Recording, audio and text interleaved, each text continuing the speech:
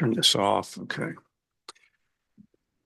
I think like pretty much everybody in our clubhouse just excited to get this season underway and see what this team can do. I think the schedule is extremely challenging and there's really not too many games on there where you're just going, yeah, we'll win that one. And we're going to have to earn them all. And I think the guys know that and are excited about that. And, when you start a new season, you kind of push the one from the year before behind you. And, it was a great year last year, just didn't finish, the way we wanted it. So another opportunity, a lot of new players, probably a little bit of uh, a little period where we have to, continue to bond, but I feel good about where we're at as a team. And, and I guess modern day Division I baseball at this level, there's always going to be so many roster changes. You just never know how it's going to go. But if fall is any indication, the team seems to be close and probably about as close as we could hope this time with this many new guys. So just really looking forward to getting it going. Dave, will y'all be breaking out the parkas on Sunday, or do you anticipate a schedule change this weekend? Yeah, we're going to do I think we're going to announce something today I think at 1:30. So probably not supposed to say anything till that, but I guess common sense probably would go that way if you look at it. And have you settled on your rotation for this weekend? Yes. And we've actually exchanged with Washington State and we'll go with Gackle. Game 1, game 2 will be Root, 3 will be Wood, and 4 will be Bottle Cheese. And what kind of went into the decision? I think we mostly knew Gackle, Root would be 1, 2. What went into the decision to that order with Wood and Bottle Cheese? Yeah, I think there wasn't a whole lot to making that decision, honestly. It was just we have 4 games this weekend. The difference between 3 and 4, it's more of we want to go right-hander the first game. We want to go lefty, come back with a righty, and then a lefty. It's there's no science to it, so to speak. Wood's been really good. We've hit him a little bit lately. I think he's been frustrated, but his stuff's been good.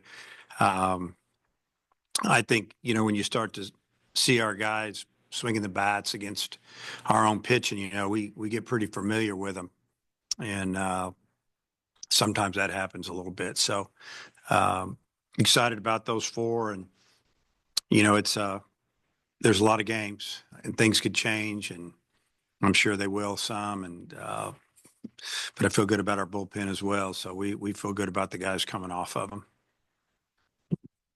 Yeah, just I guess with Bottle Cheese and Wood in particular, I mean, are you telling them like, hey, this week 1 the competition kind of continues, or is most of the competition by now it's you've had all fall and spring?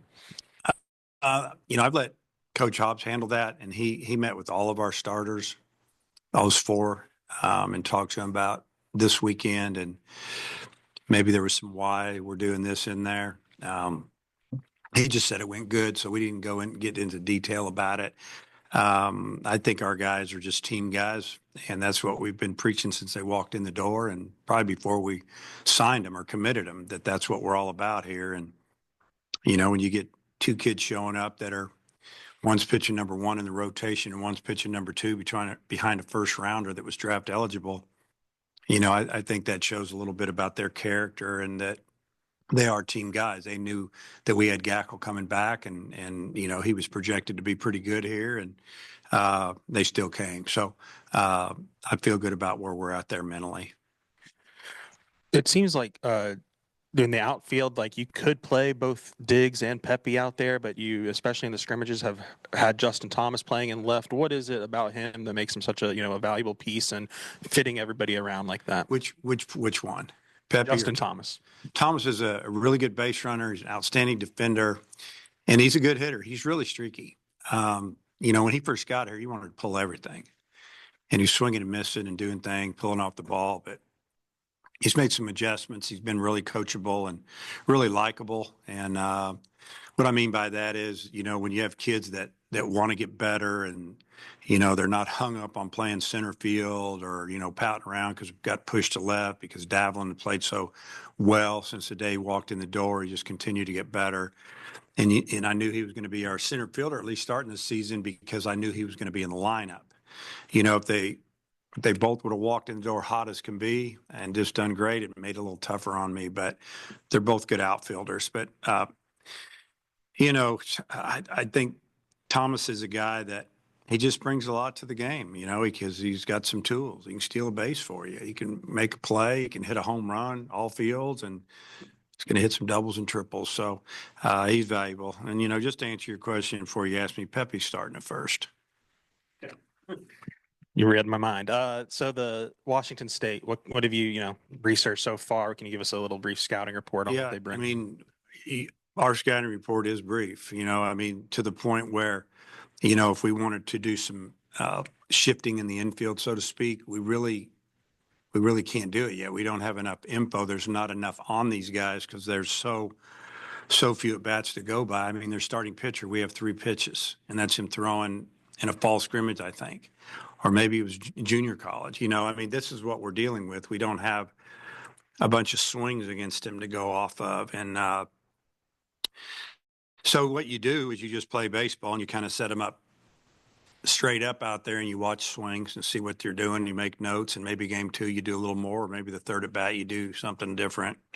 But you don't think they have any overpowering type arms. You know, they're going to have guys who are going to throw in the low 90s like everybody. And but, you know, we know that they're going to go right the first game and left the second game and right the third game in TBA for number 4. So that's about all we have, honestly. I think when we talked to you after the Swatters Club, you mentioned Kojal is a guy that needed to swing the bat. It seems like he had a pretty good weekend this past weekend. Has he made it hard on you to force his way into the lineup? Yeah, he's done a good job of. I mean, if you look at it, you know, through his eyes, he transferred in here from an SEC school, and he's a guy we recruited hard out of high school, and I think we came in second. And he goes somewhere else for a year, and he gets to play a lot, DHs a lot, hits 280, hits a few home runs, goes out and plays in the Cape, does okay. But he loves baseball and he likes to work, and he hasn't complained. Sousa's played great since pretty much the day he got back, and so yeah, it's made it tough on me trying to figure out where to play him. You know, it's almost to the point where I might have to move him to another position a little bit, and he'll get to play some second base. But you know, where's his future? You know, so I'll have these talks with him. We'll see how it goes. And is he going to be a third baseman, a second baseman, a corner outfield, or you know, is he going to be a catcher? I don't know. But the bat's coming on.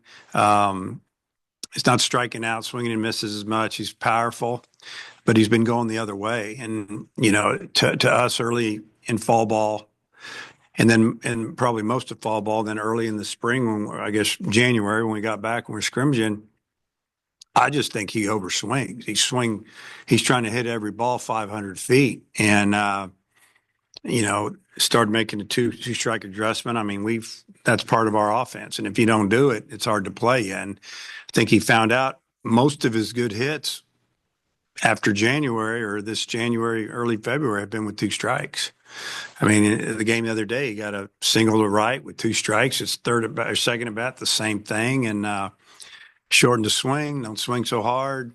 We'll take that earlier in the count and to the box with you. And he's done a good job with that. But I appreciate the way he's just continued to work. And Diggs, I know it's being 100% health-wise is one thing, but how close is he maybe to being back to his pre-injury self? Well, what you do is, you know, to judge that, evaluate, obviously use your eyes. But at the same time, you can, you know, look at some technology and look at his bat speed, what his numbers were and where they are now. And they weren't up, you know, the first couple of weeks, but now starting to get there. And I think it's showing up a little bit in his exit velocity and BP. How's it coming off the barrel? And he mishit a ball the other day. Not mishit, he got out front on a pitch and hooked it down the right field line for a home run, and hit some balls the other way. You know, obviously when the guy hasn't run and played in game speed, you can simulate as best you can. But you know, the first week out, he kind of lightly tweaks a hammy, but it seems to be okay now. So we didn't run him real hard in the scrimmages, and I think he's going to be better than ever. I think he's got some people around him that are going to make each other better, because if he doesn't get it done, then that guy can get it done. I mean, there's more pieces to our offense than we've had than we had last year. And Logan Maxwell's a guy that I think has been dealing with a hamstring or something, hadn't been running. How's he doing health wise? What's his stats for this Yeah, weekend? and that's something he's dealt with in his career. And he's very strong, lower half. This year, he's come in here and gained some weight, really a lot of strength in the upper body, but we leave his legs alone. He seems to be about 90% as of today. And if we played today, he would start offensively, whether he's DHing or playing in the outfield. He's one of our best hitters in the fall and early spring, and laid down an incredible bunt the other day and tweaked it on the way down.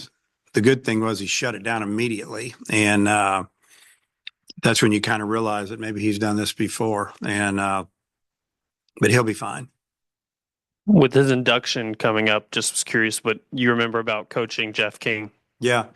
So, Jeff King and I kind of came in around the same time. I was in pro ball, came back to coach in January of '85. And Jeff was here, young player. And when Coach O'Brien turned the infielders over to me, then I had him full time. And we had a really good infield. All four of our infielders in the next year or two signed professional. And Jeff you could just tell he was a little different talent. I mean, when he took batting practice, guys tried to pay attention because it was fun to watch. The ball came off his bat a little differently than some of the other guys. Had a really strong arm. He could run. He looked the part.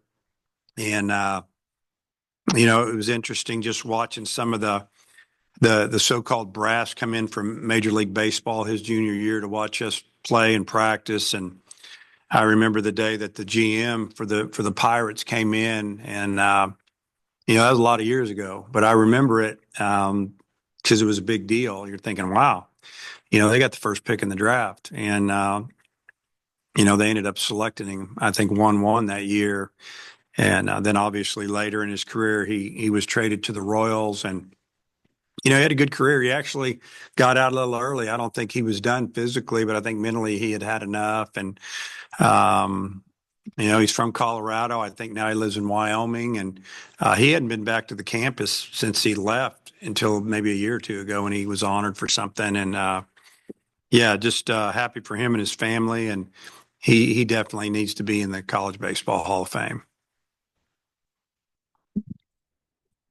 Gabe gets the ball tomorrow and, hasn't made a start in college baseball, but he's got all these All-American honors coming in. I mean, how have you seen him deal with these expectations this year?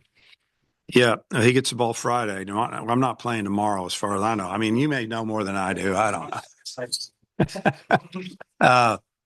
It's Gabe. You got to know Gabe. He is just, this is the guy that's getting all this recommendation and, about how great he is and what he's going to do in preseason this. And, I think that I don't think it'll affect him. Now, he's going to have his great days. He's going to have some good days, and he'll have a day or two and doesn't go great. He's been here a year and a half, and our hitters have only got him one time, and that was last weekend. And he was not happy about it. In his bullpen the other day, I think he had a little something to prove, and Coach Hobbs said it was amazing, just because he's not happy with the way he pitched. And so that's going to happen. He's human, but we're hoping that it doesn't affect him. That's what we see, his personality, his makeup, work ethic. He doesn't say a whole lot. He's not a rah-rah guy. Now, he can get fired up if he gets a big out when he needs it, but he's been through all the situations. I mean, we brought him in. You think about last year down in Arlington, we bring him in with the bases loaded and, I don't know, 1 out against Oklahoma State or no outs, and he gets out of it. He might have got one call that went our way on a full count. But other than that, I mean, he's been amazing. So he's been in tough situations starting. That's what he did his whole life. And highly touted coming out of high school, and he made a decision that I'm going to college, and it's going to pay off for him. How do you envision, I know it's early, but Christian Fouch this weekend moving forward, I mean, is it really the goal to kind of get him to be able to pitch twice a weekend or maybe 2 innings and one appearance? I mean, how do you envision using him this year? I think that sometimes throughout the year we'll use him twice. I don't think it'll be back-to-back with him. It could be Friday, Sunday. If we just use him to get out a hitter in the bottom of the ninth on the road on a Saturday and we play again Sunday, maybe we can go again. So he'll be tested on that a little bit. Example, this past weekend we threw him on Friday. We played, what did we do? Two scrimmages, kind of broke up on Saturday. Didn't go Sunday. Well, the idea was two or three of those guys come back and throw Sunday. But since we didn't go Sunday, the guys came up here and finished out like an inning. They came up and got loose and they went full bore for an inning, X amount of pitches inside, just to simulate what you're talking about. So, yeah, we're going to use him whenever he's ready to go, we'll use him. Cole Gilbert had a couple of rough outings. He said he was working on some mechanics afterward, came back pretty good. Just what does that tell you about him as a freshman that he was able to do that? Well, we loved it. We kind of made the comment, well, Cole's back. We need him. He almost had the immaculate inning. He struck out at first hitter on 3 pitches, struck out the second hitter on 3 pitches, had the third hitter down 0-2, and he made contact. And it was a ground ball to second or something. And that was the inning. Very rare. I don't think I've ever seen it. And probably have. Smith probably did it. But yeah, he had a great inning, and we let that roll. We shut him down. He's one of the guys we're going to throw again. But which says a lot about him. He was again, these guys take it personal, and he's fiery. We've tried to calm him down a little bit. The adrenaline thing.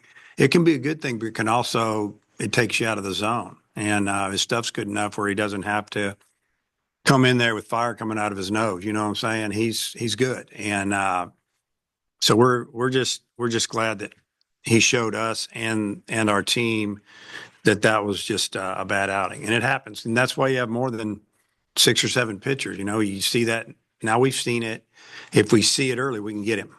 And maybe he won't recover that day. So then we get him back out there the next day or two.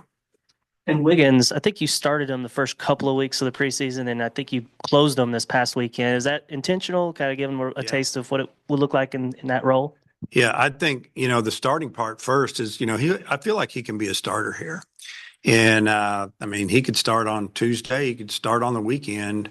Still got to learn some of the other things like finishing hitters off, and it's about location it was really cold the other day, and he's touching 98 like it's nothing. He looks like he's playing catch.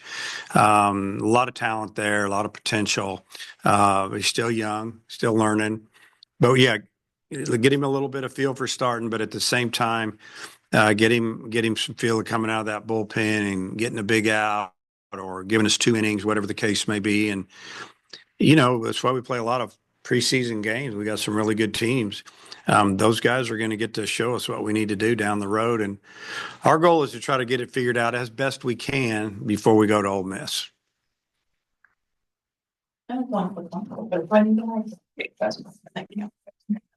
we're going to talk to Diggs and McIntyre in a minute, but what do those guys mean to this program? How valuable are they on the field and off the field as well?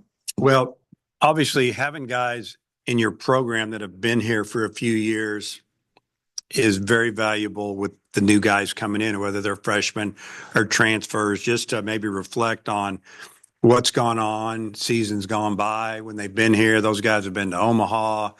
They've been eliminated in their own regional twice. They've had the highest of highs and lowest of lows, and they both struggled. Max struggled after being first comes in here. We don't even really acknowledge him, and then few conversations. We give him the ball. Next thing you know, he's going on Tuesdays the rest of the year. Next thing you know, it he's pitching his tail off in Omaha. So you just never know how it's going to go.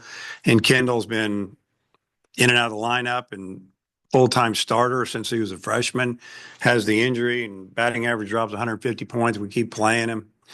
And if he hadn't got hurt, he wouldn't be here. He would have been drafted. And probably could have been anyway if he would have signed for not much. And they would have healed him up and he'd be at spring training. But he decided to come back. So having those two in our locker room is big. And I think, and again, I keep calling it modern day Division I baseball. Having some guys that have been in your program for a couple, 3 years I think it's just big for the rest of the team.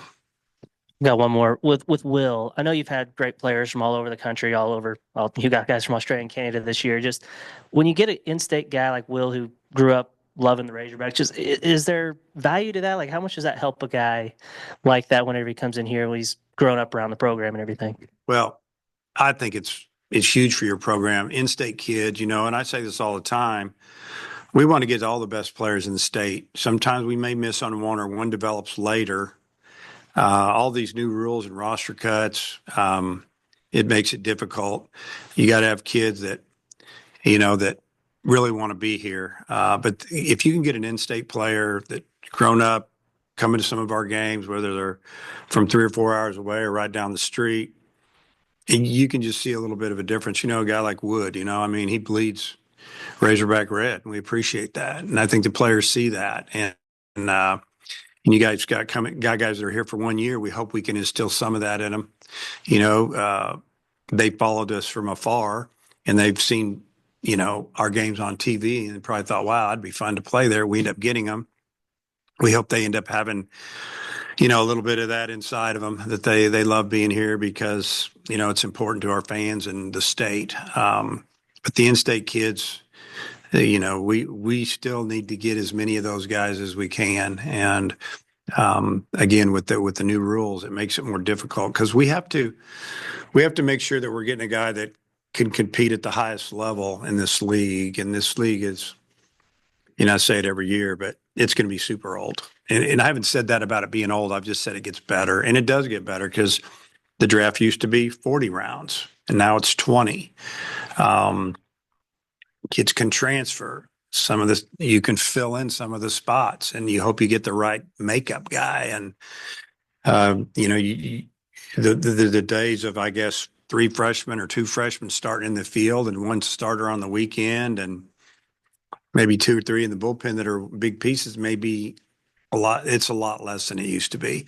You're going to see a lot of teams that are sophomores, a couple, and then maybe 1 freshman sneaks in, but it's going to be juniors, seniors, a lot of juniors. And it's the same way this year with our league. I mean, if you go around and you look at, A&M, that's number 1 in every poll, they filled in with some guys.